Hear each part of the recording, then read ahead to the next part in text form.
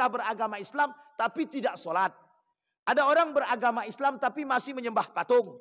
Ada orang beragama Islam tapi mohon maaf masih percaya dengan yang lain. Ini masih banyak Pak, masih banyak. Maka muncul sejarah daripada Islam kejawen itu adalah salah satu dasarnya yang penting kami masuk ke dalam Islam dulu. Masalah nanti Islam kami benar atau tak benarnya nanti dulu belakangan. Yang penting kami masuk Islam dulu. Nah, akhirnya masuk Islam. Tapi mereka tak sholat. Sampai-sampai satu kelompok di Jawa itu, mereka sampai berani mengatakan Islam kejawen ini lebih benar daripada Islam yang sekarang. Oh, sampai setegas itu Pak. Ketika dilakukan wawancara di daerah Gunung Kidul itu. Kenapa Bapak masih Islam kejawen? Apa jawaban dia? Islam kami kejawen meskipun tidak sholat jauh lebih benar daripada Islam yang sekarang. Kami berkomunikasi dengan Tuhan. Katanya. Ini persoalan Pak bagi kita.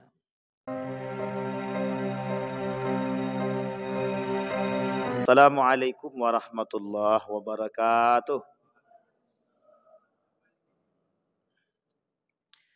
Alhamdulillahi rabbil alamin. Alhamdulillahilladzi an'ama bi ni'matil iman wal islam bihima tatimmus salihat. Ashhadu an la ilaha illallah wahdahu la syarikalah wa ashhadu anna Muhammadan abduhu wa rasuluh la nabiyya ba'd. Allahumma salli wa sallim wa barik ala hadzal nabiyil karim. Allahumma salli ala Muhammad wa ala ali Muhammad fil alamin innaka Hamidum Majid. Ya ayuhan nasu taqu rabbakumul ladzi khalaqakum min nafsin wahidah wa khalaqa minha zawjaha wa batha minhuma rijalan katsiran wa nisaa wattaqullaha alladzi tasaaluna bihi wal arham innallaha kana 'alaikum raqiba. Wa qala Allah ta'ala ya ayyuhalladzina amanu taqullaha wa qulu qawlan sadida yuslih lakum a'malakum wa yaghfir lakum dhunubakum wa may yuti'illaha wa rasulahu faqad faza fawzan 'azima. Puji syukur kehadirat Allah dengan mengucapkan alhamdulillahirabbil alamin. Berselawat kepada Nabi dengan mengucapkan Allahumma shalli ala Muhammad wa ala ali Muhammad fil alamin innaka Hamidum Majid. Bapak Ibu sekalian yang berbahagia, mudah-mudahan Allah melimpahkan rahmat dan karunia-Nya kepada kita semua. Allah berkahi, Allah sehatkan, Allah kuatkan kita semua. Allah jadikan kita orang-orang yang selalu bersyukur akan segala nikmat-Nya. Kemudian Allah jadikan rumah tangga yang sakinah mawaddah warahmah, anak-anak yang saleh dan salihah. Kita semua insya Allah husnul khatimah dan istiqamah dalam kebaikan dan ketaatan. Amin ya rabbal. Baik Bapak Ibu sekalian yang berbahagia, kita lanjutkan kajian kita Bapak Ibu tentang persoalan penyimpangan akidah. Persoalan penyimpangan akidah ini memang persoalan yang remeh-temeh tapi berat. Nah, itu gimana maksudnya itu? Ringan tapi berat. Karena persoalan akidah ini atau pendangkalan atau penyimpangan akidah ini sampai kapanpun tak akan selesai. Dan akan terus terjadi perkembangan dalam pendangkalan dan penyimpangan akidah. Saya ambil contoh pada masa dahulu dalam sejarah. Syekh Ramadan Al-Buti itu menyampaikan ada 3 gerakan aliran sesat yang sengaja dibuat oleh Inggris.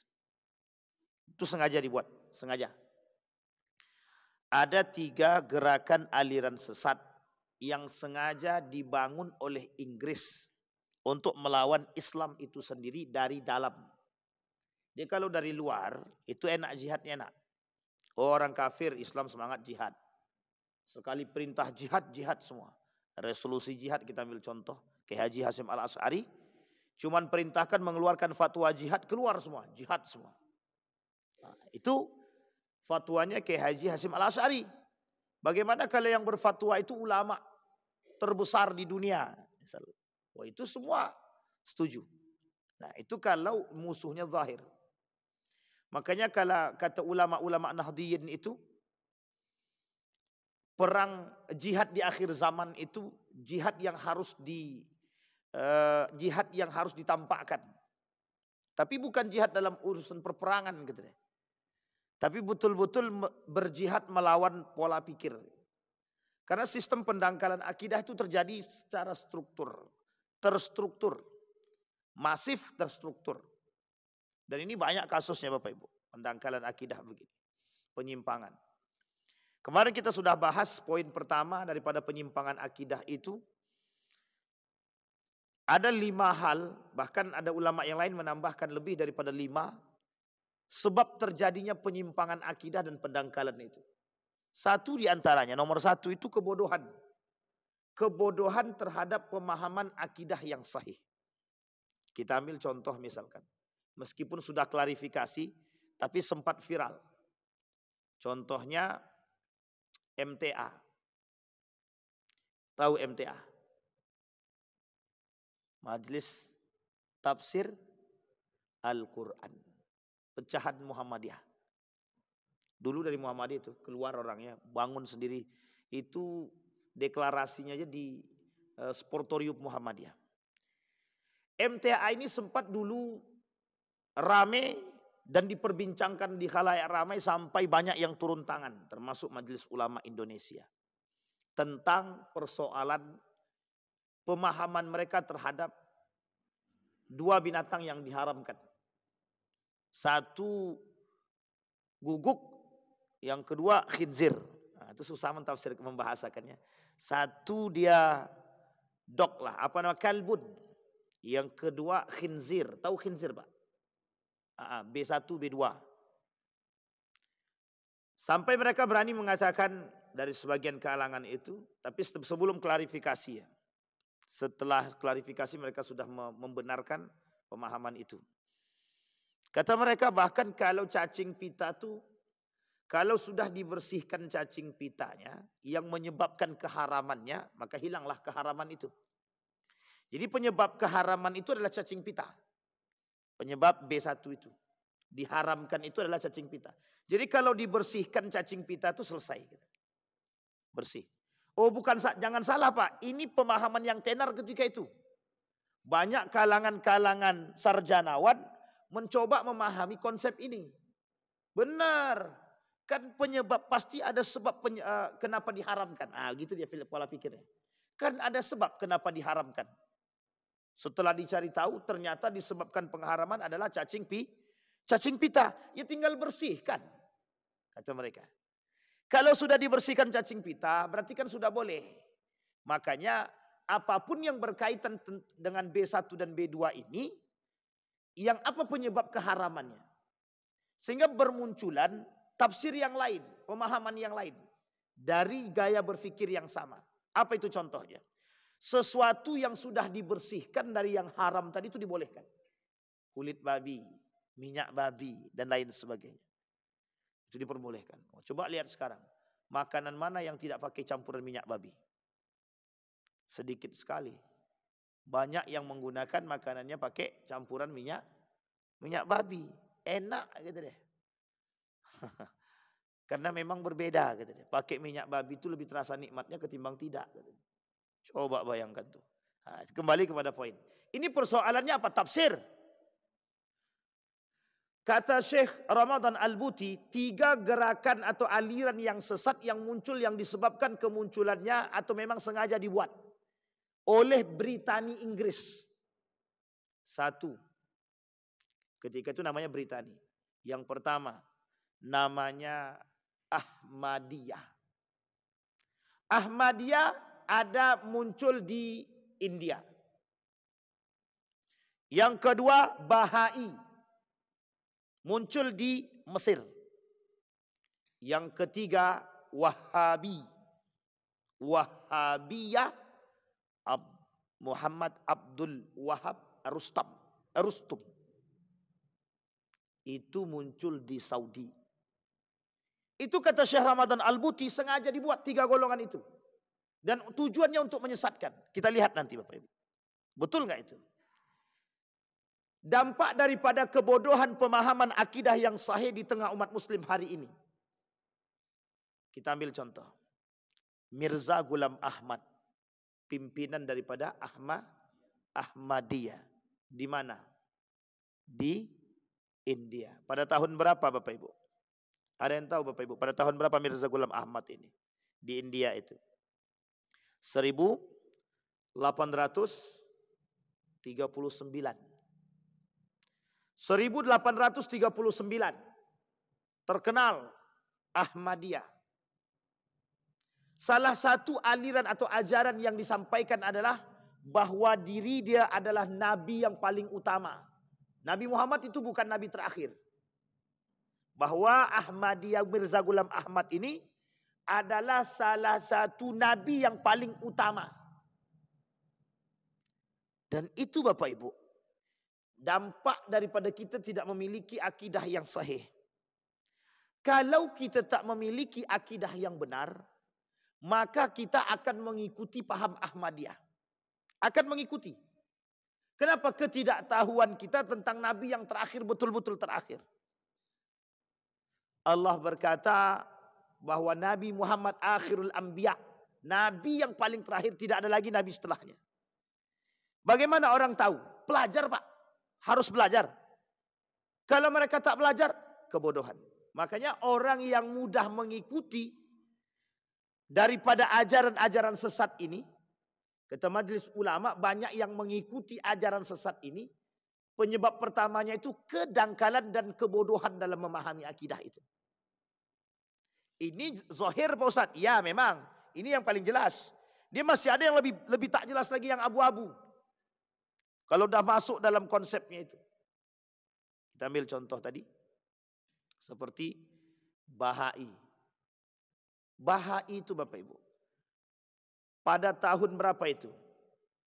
Menteri Agama sebelum Yakult ini siapa namanya? Lukman Saifuddin. Lukman Saifuddin apa Lukman Hakim?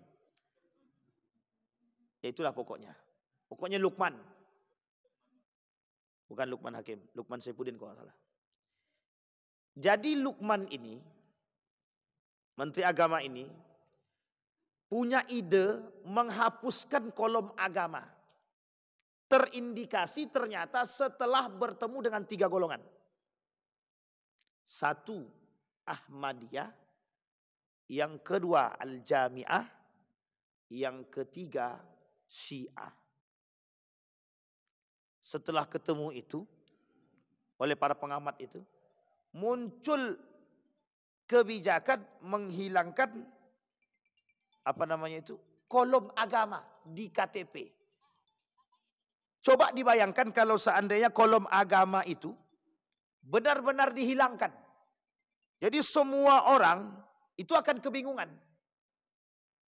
Yang paling untung itu siapa? Ada namanya penganut kepercayaan. Jadi orang zaman dahulu itu Bapak Ibu, mereka tidak beragama, tapi penganut kepercayaan masa dulu. Sehingga kemarin nuntut kepada pemerintah, kenapa kami tidak dimasukkan dalam kolom agama. Agama yang terdaftar itu Islam, Kristen, Hindu, Buddha, Konghucu. Tambah satu lagi sekarang Bahai namanya. Itu pada masa Lukman itu. Itu 6. Kata mereka protes. Loh kami orang yang pertama kali. Agama pertama kali, kepercayaan pertama sekali. Kok kami nggak dimasukkan dalam undang-undang bahwa agama resmi. Karena waktu itu bukan agama, kepercayaan penghayatan. Kepercayaan penghayatan itu. Dan itu kepercayaan dan penghayatan ini, itu sebelum adanya negara Republik Indonesia. Mereka nuntut Pak, nuntut untuk dimasukkan dalam kolom agama, dalam kolom KTP, bahwa mereka itu agama. Itu bukan agama, kepercayaan. Dan masih ada Bapak Ibu, masih ada yang menganut seperti ini, masih ada. Salah satunya orang-orang yang tinggal di pedalaman.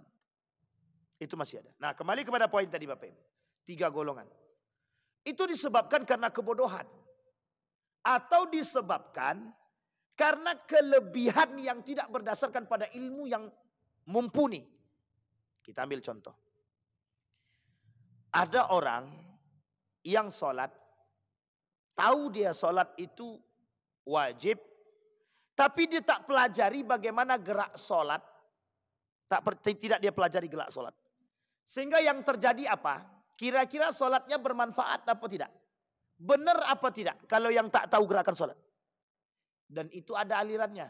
Sholat tanpa busana, sholat tanpa gerak, sholat pakai hati. Itu ada alirannya Pak. Kami temukan itu. Aliran-aliran seperti ini saya temukan. Dia tak sholat pakai pakaian sehelai benang pun. Dia sholat di rumah saja. Suami istri sholat di rumah tanpa sehelai benang pun. Pemahaman yang mana? Untuk menyatakan bahwa semua pakaian itu pada hakikatnya kotor. Jadi perlu ada kesucian. Nah untuk mensucikan itu lepaskan pakaian. Nah, coba bayangkan itu. Nah, ini gimana coba pemahaman itu? Yang kedua, mereka tak sholat pakai gerak. Tapi cukup sholat dalam hati. Itu juga aliran. Apakah mereka tidak mengetahui? Mengetahui. Bukan tidak mengetahui, justru mengetahui. Tapi karena dangkalnya pemahaman tadi dan tidak luasnya ilmu pemahaman dia, terjerumus dah dalam taklid buta, mengikuti gerakan-gerakan aliran yang memang tidak berdasarkan kepada pemahaman yang sahih. Maka kata para ulama, sebab terjadi penyimpangan akidah itu adalah karena dangkalnya terhadap atau kebodohan terhadap pemahaman akidah yang sahih. Nah akidah yang sahih itu yang bagaimana? Itu sudah Bapak Ibu pelajari. Rukun iman, rukun Islam itu penting. Karena itu tonggaknya Bapak Ibu. Kalaulah rukun imannya itu ditambah, ya sudah tak bisa lagi. Kata Syiah bisa. Kata Syiah bisa. Kenapa Syiah itu terindikasi aliran sesat? Karena dalam pemahamannya ada tambahan. 1 Imam 12, tambahan kedua Ali bin Abi Thalib. Dan mereka secara akidah itu sudah salah itu. Bertolak belakang daripada rukun iman dan rukun Islam. Dia kita tolak ukur kita itu Bapak Ibu. Rukun iman dan rukun Islam. Itu yang pertama. Sekarang yang kedua. Tidak mengenal kejahiliahan. Sebab terjadinya penyimpangan akidah itu tidak mengenal kejahiliahan. Maksudnya apa? Tidak mengenal karakteristik orang-orang jahiliyah pada masa dahulu. Uniknya coba bayangkan. Jarak tempuh masa itu jauh sekali.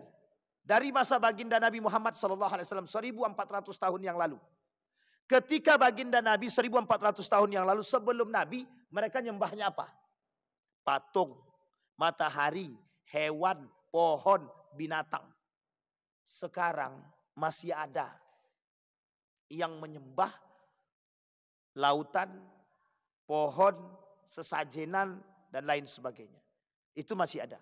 Meskipun sudah berkurang banyak. Tinggal sedikit. Uniknya adalah kok bisa jarak yang begitu jauh sekali masih bisa menyisakan orang-orang seperti ini. Nah, ini penting untuk dipahami. Kok bisa menyisakan orang-orang yang seperti itu. Dan lebih parah lagi dan lebih daripada jahiliyah lagi. Pemahaman konsep jahiliyah itu. Yang pertama itu ada namanya zannal jahiliyah. Berfikir seperti orang jahiliyah. Karakter dalam Al-Quran jahiliyah itu ada 4. Satu diantaranya zannal jahiliyah. Berpikir seperti orang jahiliyah. Jahiliyah mempertuhankan patung. Waktu itu agama mereka itu bukan Islam. Sekarang agamanya Islam yang disembah makhluk hidup. Itu lebih berpahala, lebih berbahaya daripada jahiliyah masa dahulu. Nah, ini kata Buya Hamka yang disebut dengan syirik modern. Syirik modern. Saking lebih jahiliyahnya sekarang itu. Yang disembah itu makhluk hidup dan beragama Islam. Dulu mereka tak berilmu karena kejahiliahan. Kalau sekarang bukan. Ilmu yang kebablasan justru membuat dia semakin terjerumus dalam langkah yang salah. Itu faktornya satu. kurangnya iman, atau terpengaruh, atau brainwash, cuci otak. Kenapa kok banyak orang bisa dicuci otaknya ikut teroris dan lain sebagainya? Mohon maaf Bapak Ibu, kedangkalan pemahaman terhadap akidah yang benar, kedangkalan terhadap pemahaman nilai-nilai agama yang sahih. Itu sangat banyak. Kenapa kok bisa ada orang-orang yang mohon maaf menganggap polisi itu halal untuk dibom? Kenapa para polisi pemerintah itu harus dibom? Itu kan pemahaman terorisme yang sesat dan menyesatkan itu. Pertanyaannya, mengapa mereka bisa mengatakan bahwa pemerintah ini taghut? Kenapa? Sampai mereka berani serang, pakai bom di badan, amartir, bom bunuh diri namanya. Sampai sebegitunya. Apa yang mereka pelajari sampai bisa pemahamannya bisa sesesat itu? Dan itu bukan berarti mereka tidak berilmu. Itu disebabkan brainwash, cuci otak. Bukan tanpa sebab. Ini poin penting Pak. Jadi jangan salah Pak. Sasaran hari ini untuk cuci otak terhadap kesesatan itu bukan yang tua-tua, tapi anak muda yang punya semangat, yang punya kekuatan. Nanti setelah dicuci otaknya, baru dilatih militernya Pak. Akhirnya yang terjadi pemberontakan. Inilah yang disebut dengan teroris. Dan itu bukan tidak ada. DII, TII, Daulah Islamiyah Indonesia. Itu mereka semua dampak daripada cuci otak. Dampak daripada kedangkalan pemahaman kemudian bertemu dengan orang yang kemudian mencuci otak mereka. Mereka lakukan tekanan kepada mereka sehingga terjadi perubahan. Itu berat Bapak Ibu. Berat. Makanya hati-hati Bapak Ibu. Persoalan persoalan aliran-aliran yang sesat ini itu sangat berbahaya. Apalagi di tengah anak-anak muda kita saat ini.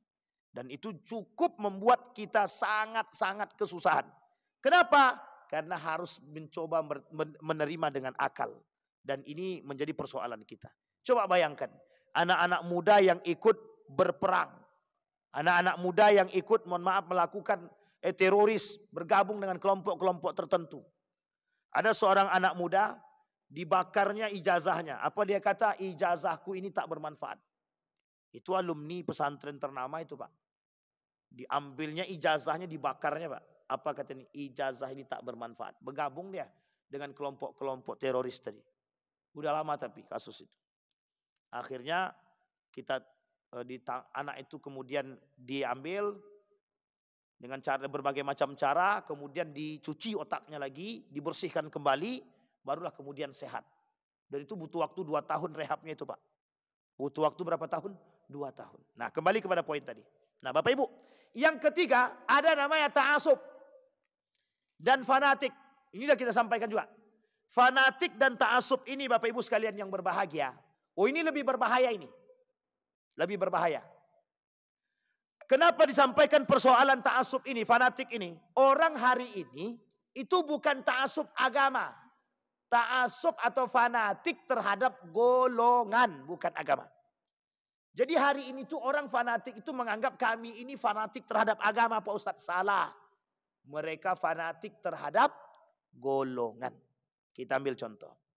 Malam hari ini saya ingin angkat Ahmadiyah. Ahmadiyah itu Bapak Ibu, pengikutnya ratusan ribu.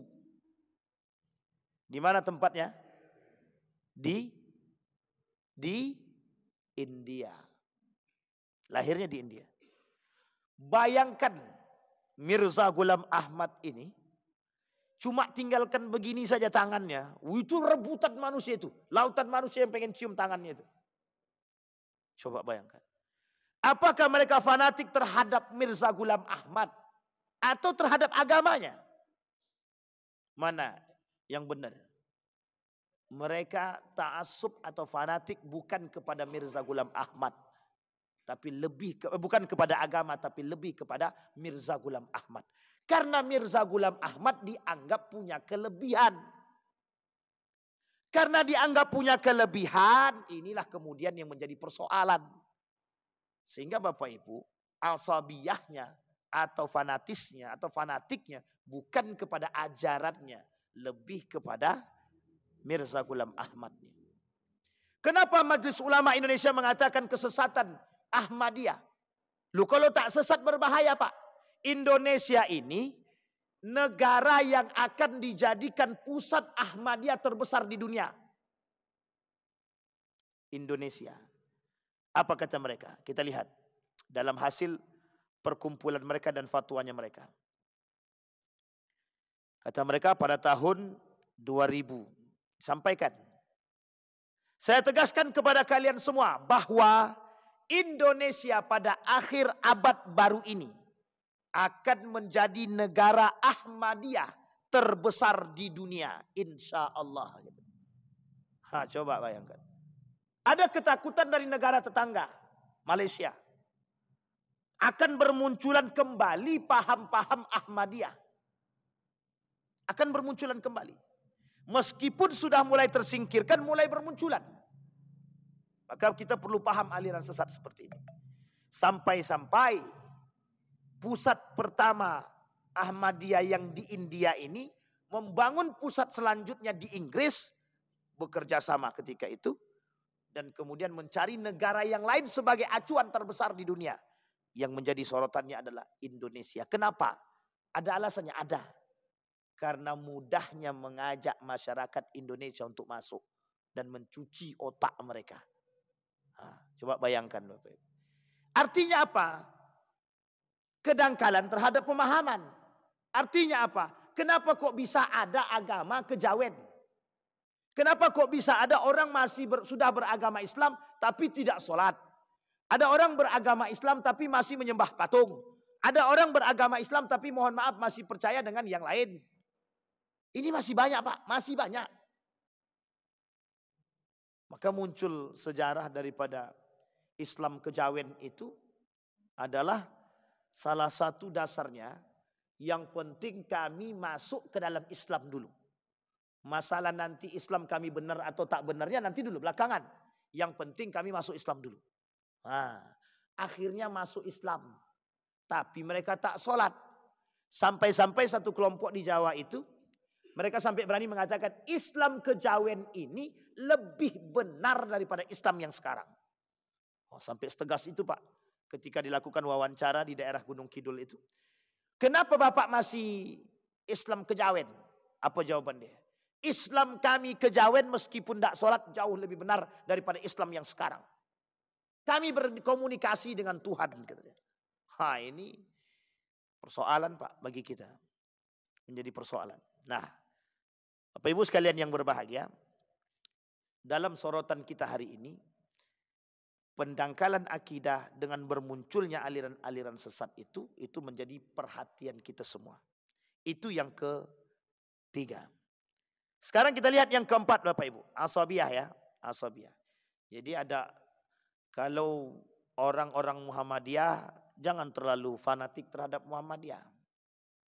Sampai-sampai Muhammadiyah harga mati. Tidak ada itu Bapak Ibu. Itu tidak slogan itu. Tidak slogan. Iya. Kenapa saya katakan tidak slogan? Yang kita bela, yang kita harus fanatik terhadap agama, bukan golongan. Dampak daripada fanatisme golongan, itu ketika golongan kita itu dijelekkan orang, kita sakit hati. Kalau yang dijelekkan agama, kita sakit hati, masih ada wajar-wajarnya lagi Pak. Tapi kalau yang dia sakit hatikan itu adalah golongan. Pertanyaannya, mungkin tidak golongan itu salah? Ada salahnya gitu. Apa Muhammadiyah benar secara utuh? Apa Nahdlatul Ulama benar secara mutlak? Apa Wahabi benar secara beneran, persis, dan lain sebagainya? Enggak Pak. Jadi kalau kita fanatik terhadap golongan, kalau ada orang yang menjelekkan golongan tersebut, maka kita tak terima. Karena fanatisme kita bukan kepada agama, tapi kepada golongan. Jadi ketika ada kritikan terhadap yang salah, kita protes. Sakit hati. Meskipun itu benar salahnya. Kadang-kadang kita tak terima. Dengan kebenaran yang salah, yang kita lakukan diperbaiki oleh orang kita tak terima. Karena saking fanatiknya terhadap golongan. Muhammadiyah bisa salah. Nahdlatul Ulama sangat bisa salah. Persis bisa salah. Semua gerakan itu bisa salah. Apapun organisasinya, itu semuanya bisa salah. Bukan tak bisa salah, bisa salah. Hanya saja kita bisa enggak menerima kebenaran dari jalur yang lain yang mengkoreksi kesalahan yang kita buat. Kalau kita fanatiknya terhadap agama, kita pasti bisa terima.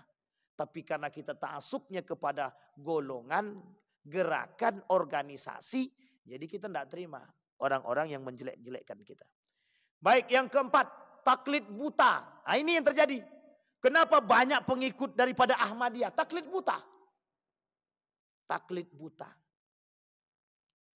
Pada masa baginda Nabi ada nabi palsu. Siapa namanya? Musailamah Al-Kadzab. Itu yang paling populer. Pengikutnya banyak apa tidak? Banyak, Pak. Musailamah Al-Kadzab ini Bapak Ibu bukan orang bodoh, orang pintar. Sangat terkenal dan tersohor dengan keahliannya dalam bidang syair. Saking pintarnya dalam bidang syair, dibuatlah ayat-ayat Al-Quran oleh mereka dalam kitab dia itu. Dia tuliskan dengan bahasa syair yang dia miliki. Nah, itulah munculnya ayat tentang gajah itu. Al-Fil. Al-Fil di dalam Al-Quran berbeda dengan Al-Fil yang dia buat.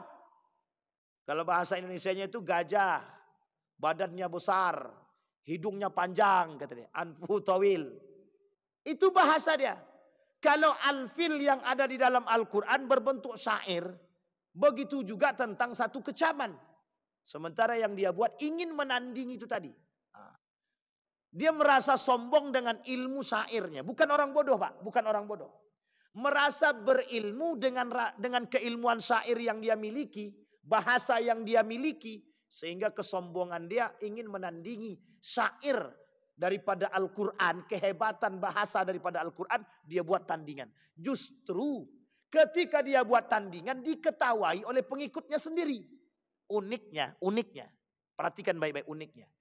Pengikutnya mengetahui perbuatan dia tapi justru mengikuti. Itu kan logika terbalik. Kenapa? Fanatisme. Kenapa? Taklid buta. Sama, Pak.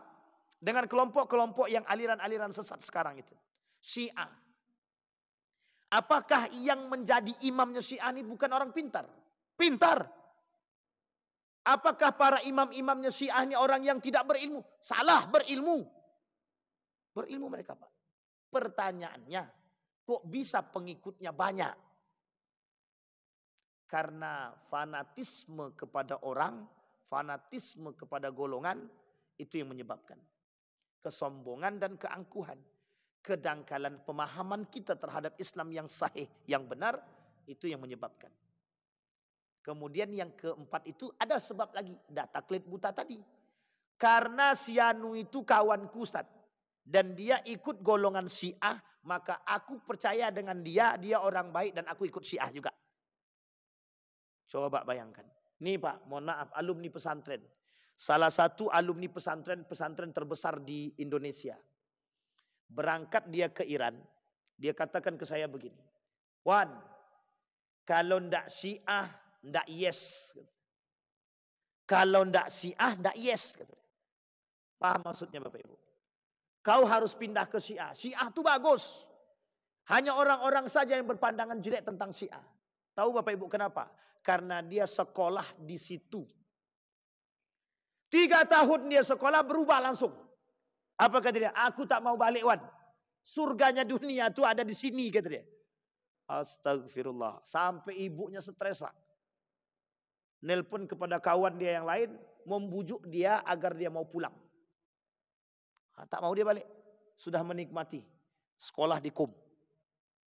Artinya Bapak Ibu, itu bukan disebabkan karena kebodohan saja.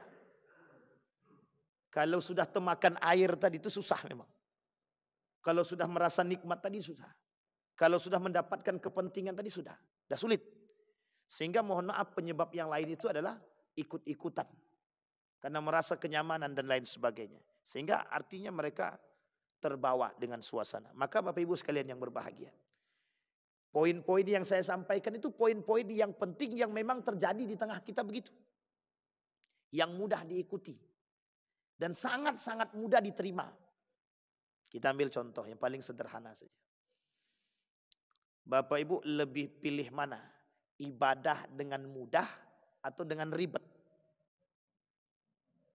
Ibadah sholat dengan mudah atau dengan ribet? Pasti orang pilih dengan mudah.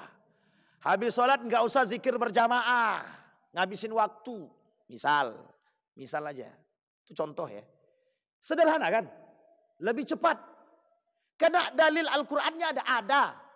Berzikirlah kalian qiyaman wa qu'uda. Kalian boleh berzikir sambil berdiri, sambil duduk boleh. Jadi assalamualaikum warahmatullahi wabarakatuh. Assalamualaikum warahmatullahi wabarakatuh. Langsung berdiri zikir sambil jalan boleh. Lebih cepat apa lebih lama? Kalau nunggu zikir berjamaah, belum lagi zikirnya ada 3. Subhanallah, alhamdulillah, Allahu Akbar. Nanti imamnya tambah pula lagi la ilaha illallah. Tambah lagi imam doanya panjang, habislah 15 menit. Coba bayangkan. Orang-orang berpikir sehingga daya tarik. Uniknya Pak, kalau kita tahu ilmunya tidak jadi persoalan. Kalau kita tahu ilmunya tidak jadi persoalan. Yang kita tak tahu, yang kita persoalkan adalah kita tidak tahu ilmunya tapi kita ikut-ikutan. Itu persoalannya.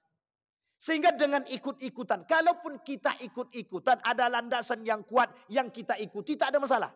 Yang salahnya lagi, sudah kita tidak tahu landasan yang kuat, ikut-ikutan menyalahkan orang pula lagi. Ini masalah Pak. Saya katakan ini masalah besar. Masalah besar. Dalam semua golongan tidak boleh menganggap diri dia paling benar itu tidak boleh. Muhammadiyah menganggap diri dia paling benar. Tak boleh Pak. Tapi kalau dia berkata kepada kelompok dia, bahwa apa yang dia buat ini benar, ya tidak ada masalah. Tapi kalau mengatakan yang lain itu sesat, seperti yang terjadi di Kampar itu. Muhammadiyah firqah dhalah katanya.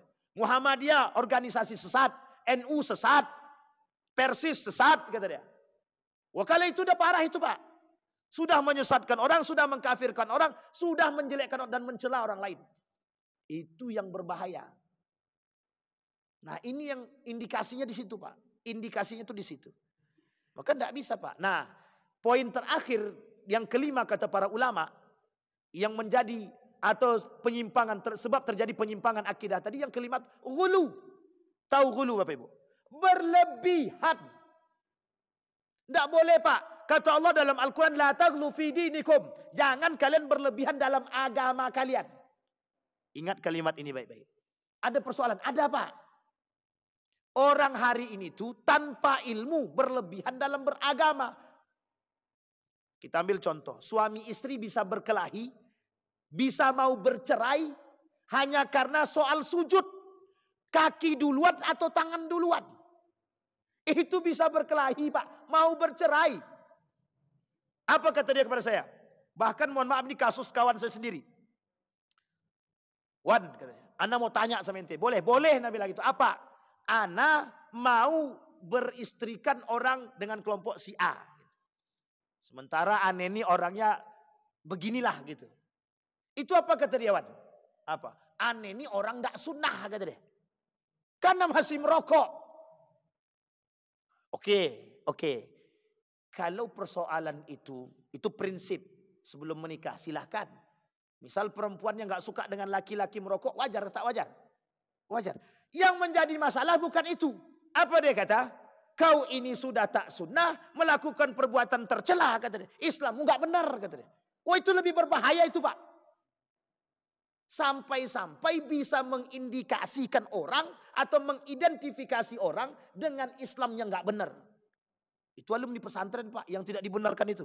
Kawan satu sekolah dibilangnya Islamnya nggak benar. Rukun imannya masih sama. Rukun Islamnya sama, nggak ada yang berbeda. Tapi dianggap tidak sejalan dengan mereka. Dan itu frontal Pak. Itu muskilah. Pertanyaannya saya kembalikan kepada kawan saya. Bagaimana pemahaman dia tentang Islam itu? Ketika ditanya begitu dia nggak bisa jawab. Kami menjalankan apa yang sesuai dengan yang dikatakan oleh baginda Nabi Muhammad SAW. Kalau cuma sampai di situ Bapak Ibu, selesai kita Pak. Selesai. Tahukah selesai? Tidak bisa kita memperdebatkan hal demikian Pak. Persoalan ini berat dan panjang. Dan yang melihat Nabi beribadah itu tidak satu orang. Yang melihat Nabi beribadah itu tidak satu orang. Di belakang Nabi itu sahabat 60 orang. Sangat mungkin terjadi perbedaan. Coba bayangkan. Hadisnya cuma berbeda satu tingkatan. Hadis pertama tentang turun pakai tangan. Hadis kedua itu dengan pembahasan lain. Hadis yang ketiga turun pakai lutut. Nah, coba bayangkan karena ketidakpahaman kita terhadap ilmu tadi. Kita ambil contoh. Orang takbirnya begini. Allahu Akbar. Ada yang takbir begini, Allahu Akbar. Apa kata dia? Sesat tuh yang takbir begini itu. Jangan salah men, sesatkan dulu. Nah, itu kedangkalan pemahaman. Yang lebih berbahaya lagi gulu ini. Apa yang kita sebut dengan bahayanya gulu? Berlebihan. Yang dimaksud dengan berlebihan itu cuma satu Pak. Cuma satu pemahamannya. Menganggap diri paling benar. Sehingga dampak daripada menganggap diri paling benar, mengkafirkan, menyesatkan dan membid'ahkan orang lain. Itu yang akan muncul dari pemahaman yang sangat berbahaya itu. Dan ingat Bapak Ibu, pemahaman seperti ini kata para ulama, ini pemahaman yang berbahaya. Sangat berbahaya sekali. Loh, ini kita nggak kemana-mana ya Bapak Ibu ya. Tapi ini poinnya kata para ulama, ghulu. Boleh enggak kita mendalami ilmu agama? Boleh Pak, tak ada salah. Kita tidak dipersoalkan. Bahkan kita ini radikal terhadap agama. Wajib. Radikal terhadap agama itu wajib. Yang dilarang itu radikalisme. Ekstremisme. Yang dibenarkan itu radikal. Mendalami ilmu agama itu radikal namanya. Bapak Ibu sholat 5 waktu di masjid. Itu namanya radikal namanya. Radikalisme kalau Bapak Ibu mencaci maki orang lain. Dan menyalahkan yang lain. Menganggap kita paling benar. Dan yang tidak sejalan dengan kita harus bunuh. Kita harus asingkan. Nah, itu yang disebut dengan radikalisme dan ekstremisme. Nah, sampai di sini bisa dipahami Bapak Ibu ya. Nah, ini poin penting. Nah, sekarang 5 poin tadi Bapak Ibu. 5 poin ini akan Bapak Ibu temukan. Maka insya Allah kalau kita bertemu lagi dengan izin Allah. Kalau tak ketemu berarti dengan izin Allah juga. Akan kita sampaikan poin bagaimana cara kita selamat dan bagaimana cara kita memilah itu. Agar kita bisa tahu mana yang benar, mana yang tidak benar. Dan mana golongan-golongan, tidak semuanya sesat. NU, tidak bisa Bapak Ibu bilang sesat itu. Muhammadiyah, tidak mungkin Bapak Ibu bilang sesat. Persis juga nggak bisa kita bilang sesat. Jamaah tablik, nggak mungkin kita bilang sesat Pak. Selagi rukun Islam dan rukun imannya itu benar. Kita bahas di dalam bukunya Risalah Ahlus Sunnah wal Jamaah karangan Syekh Hasim Al-Asy'ari. Kalau dalam karangan beliau ini agak aman sedikit. Tapi kalau dalam karangan yang lain kita sampaikan, itu agak berbeda sedikit. Jadi karangan-karangan ini juga menjadi poin penting. Buku itu menjadi persoalan juga Bapak Ibu. Oke Bapak Ibu sekalian yang berbahagia, mudah-mudahan ada manfaat bagi kita semua. Fa'tabiru ya ulil absar la'allakum tuflihun. Assalamualaikum warahmatullahi wabarakatuh.